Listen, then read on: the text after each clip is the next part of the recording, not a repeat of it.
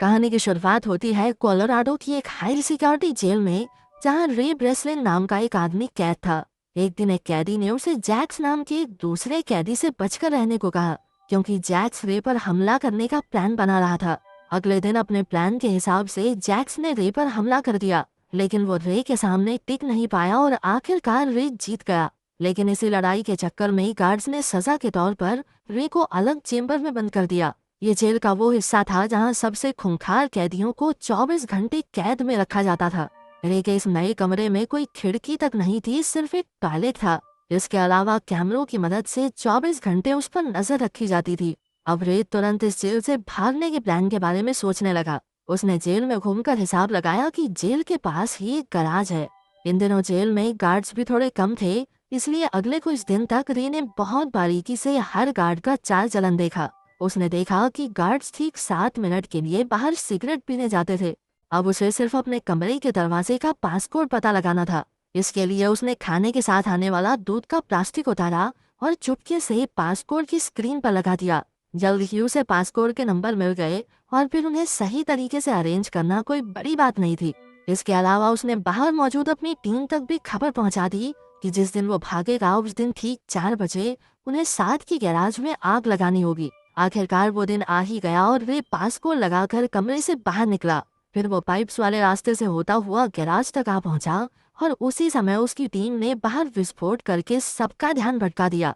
जल्द ही fire brigade वहां आई और वे चुपके से उनकी गाड़ी के नीचे लटक कर भाग निकला। आखिरकार उसके साथ ही एबिगेल और हश उसे लेने आए, लेकिन फिर उन्होंने रे को एक खाली सड़क पर छोड़ दिया। जल्द ही पुलिस ने उसे पकड़ लिया, पर तभी लेस्टर नाम का एक आदमी वहां आया और उसने पुलिस से रे को छोड़ने को कहा। इसके बाद लेस्टर और रे उसी जेल के हेड से बात करने पहुंचे और तब ये खुलासा होता है कि रे खुद एक सिक्योरिटी कंपनी का मालिक था। ये कंपनी दुनिया भर की जेलों की सिक्योरिटी की जांच करती थी। रे कोई अपराधी नहीं था, बल्कि वो तो खुद एक कैदी बनकर सिक्योरिटी की जांच करने जाता था, ताकि जेल के हेड उसमें और सुधार कर सकें। वो इतनी जेलों से भाग चुका था कि अब लोग कहने लगे थे कि भाई ये बंदा तो किसी भी जेल से भाग सकता है। आखिरकार पूरे 5 महीने बाद वो अपने ऑफिस गया, जहां उसने दुनिया की सबसे आसान गेम खेलकर अपने दोस्तों को खुश किया। इसके बाद उसके पार्टनर लेस्टर ने उसे जेसिका नाम की एक लड़की से मिलवाया। वो चाहती थी कि रे दुनिया की सबसे खुफिया और कड़ी सिक्योरिटी वाली जेल की जांच करे, लेकिन उसकी ये शर्त थी कि रे और उसकी टीम को ये जेल कहाँ मौजूद है इस बारे में कोई जानकारी नहीं होगी। इस काम के लिए वो लाखों डॉलर्स देने को तैयार थी, लेकिन रे को ये सब कुछ ठीक सा नहीं लगा। पर लेस्टर के थोड़ा मनाने पर वो राजी हो गया। इसके बाद उन्होंने रे को एंथनी नाम के एक आतंकवादी की पहचान दी और फिर एबिगेल ने उसकी बाजू में एक ट्रैकर भी लगा दिया। लेकिन जल्द ही उसे किसी ने अगवा करके बेहोश कर दिया और उन लोगों ने बड़ी बेरहमी से उसकी बाजू में लगा वो ट्रैकर भी निकाल दिया। अब वो सीधा जेल में पहुंच गया ताकि उसे पता न लग सके कि ये जेल कहाँ पर है। जब रे की आँख खुली तो उसने देखा कि वो एक कांच के डिब्बे में बंद था और उसके चारों ओर कई कैदी थे। इसके बाद रे की मुलाकात जेल के वार्डन हॉब्स से हुई, लेकिन रे को तो बताया गया था कि वार्डन का नाम मार्श होगा। वो समझ गया कि कुछ तो गड़बड़ जरूर है, इसलिए उसने वो खास कोड बोला जिससे वो इमरजेंसी में जेल से बाहर निकल सकता था। लेकिन हॉब्स ने उस पर कोई ध्यान न देते हुए उसे जेल में भेज दिया। उधर एबिगेल और हश बाहर रे का पता लगाने की पूरी कोशिश कर रहे थे। वहीं जेल में रे ने देखा कि हर एक गार्ड ने एक जैसे कपड़े और मास्क पहने थे और उनका जब मन करता वो किसी को भी पीटने लग जाते। बाद में एमिल नाम का एक कैदी उसके पास आया और उसे बताया कि उसने कोई जुर्म नहीं किया, लेकिन फिर भी वो इस जेल में है क्योंकि कुछ लोग उससे उसके बॉस का पता निकलवाना चाहते हैं। तब रे को समझ आया कि यहाँ कोई असली अपराधी है ही नहीं, बल्कि यहाँ अमीर लोग अपने दुश्मनों को टॉर्चर करने के लिए भेजते हैं। अब उसे खूंखार कैदियों वाले इलाके में जाना था, इसलिए वो प्लान बनाकर एमिल से हाथापाई करने लगा। आखिरकार उन्हें खास कमरों में बंद कर दिया गया, जो अपने आप में किसी टॉर्चर से कम नहीं था। इस कमरे का तापमान इतना ज्यादा था जिसे कोई भी इंसान सहन नहीं कर सकता। वहाँ की तेज रोशनी से जल्द ही उन्हें चक्कर आने लगे और वार्डन कैमरे से ये सब देखकर मजे लेता रहा। फिर अगले दिन डॉक्टर कायरी रे को देखने आया। उसे रे पर थोड़ी दया आई, लेकिन जब रे ने उससे इस जेल का पता पूछा तो उसने कोई जवाब नहीं दिया। आखिरकार एमिल और रे को छोड़ दिया गया और रे ने बताया कि कमरे का फर्श एल्यूमिनियम की जगह स्टील से बना था। अब उसने एमिल से कोई मेटल की पत्ती लाने को कहा जिससे वो फर्श के नट बोल्ट खोल सके। इसके बाद एमिल को वार्डन ने बुलाकर एक बार फिर उसके बॉस मैनहम के बारे में पूछा, लेकिन उसने एक शब्द नहीं कहा तो फिर गार्ड ने जबरदस्ती उसके मुंह में पानी की पाइप ठूस कर उस पर बहुत जुल्म किए। पर इस दौरान एमिल मेटल का एक टुकड़ा चुराने में कामयाब रहा। बाद में उसने रे से उसके प्लान के बारे में पूछा तो रे ने कहा कि उसके हिसाब से ये जगह जमीन के नीचे बनी है। अगर वो बोर्ड खोलकर यहाँ से बाहर निकल भी गए तो उन्हें ऊपर की ओर रास्ता बनाकर जमीन तक पहुँचना होगा। ये सब सुनकर एमिल को विश्वास हो गया कि कुछ तो पता है इस आदमी को, यही निकालेगा मुझे बाहर। अब वो प्लान के मुताबिक फिर से लड़ाई करके उन कमरों तक पहुंच गए। वहां रे ने कैमरा से छिपकर नट खोलने शुरू किए और काम होते ही एमिल को इशारा कर दिया ताकि वो गार्ड्स का ध्यान भटकाए। तभी एमिल चिल्लाने लगा और सब उसकी ओर देखने लगे।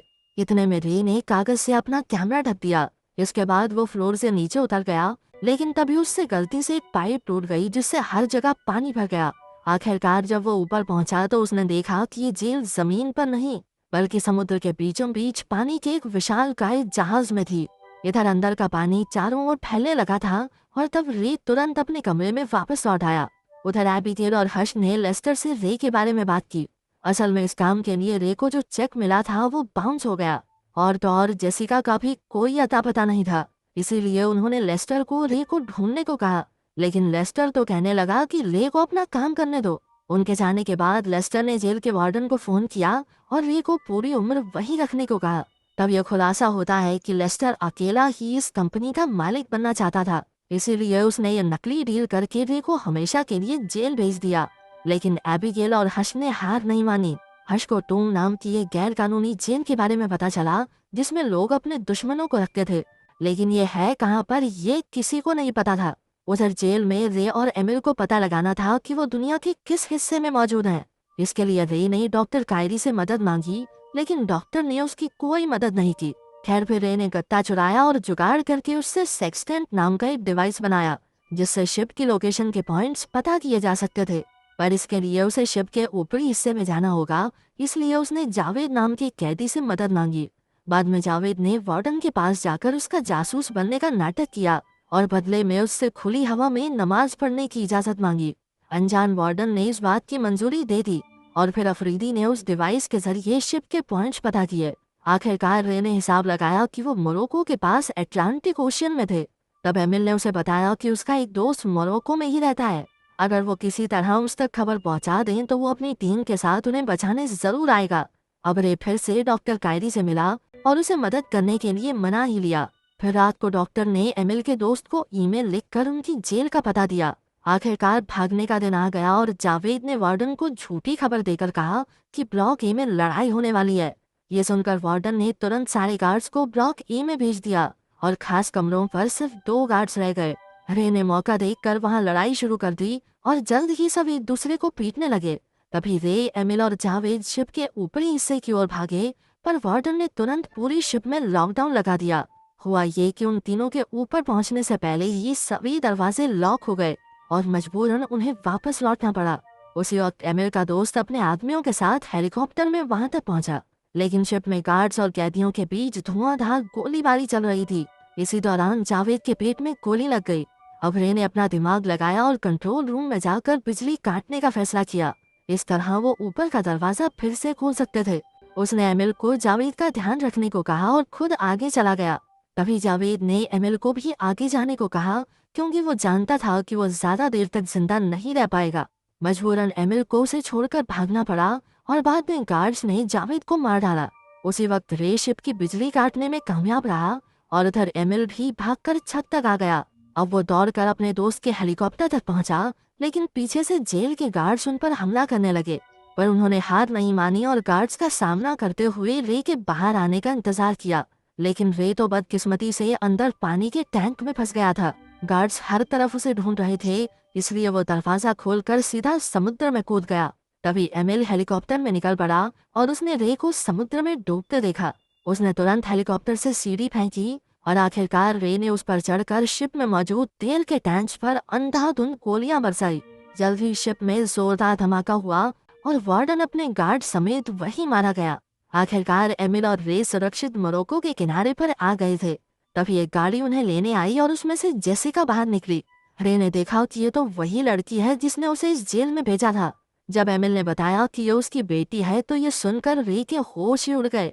तब जाकर ये खुलासा होता है कि असल में एमिल ही मैनहेम है और सबको लगता रहा कि मैनहेम उसका बॉस है। उसने अपनी असलियत छिपा कर रखी थी ताकि उसके दुश्मन उसे मार न डालें। इसके बाद हमें पता चलता है कि जेसिका अपने पिता को जेल से छुड़वाना चाहती थी, इसीलिए उसने धोखे से रे को इस जेल में भिजवाया। अंत में उसने रे को लेस्टर की सच्चाई बताई कि कैसे वो गद्दारी करके जेल वार्डन के साथ मिल गया था। आखिरकार रे एबिगेल और हर्ष से मिला और उसे पता चला कि लेस्टर को एक ऑफर मिला था जिसके मुताबिक अगर रे इस जेल से भागने में नाकामयाब होता तो लेस्टर इस जेल का CEO बन जाता। उधर जब लेस्टर को पता चला कि रे बाहर आ गया है तो वो भी अपना बोरिया बिस्तर बांधकर भागने लगा। इसके बाद हर्ष ने गाड़ी में उस पर हमला कर दिया और बाद में जब लेस्टर की आंख खुली तो वो अब भी गाड़ी में ही था, लेकिन वो इस बात से अनजान था कि ये गाड़ी हजारों डिब्बों से भरे जहाज में थी और अब ये जहाज जा कहाँ रहा है ये कोई नहीं जानता। अगर वीडियो पसंद आई तो लाइक कर देना, चैनल को सब्सक्राइब कर देना। मिलते हैं अगले वीडियो में।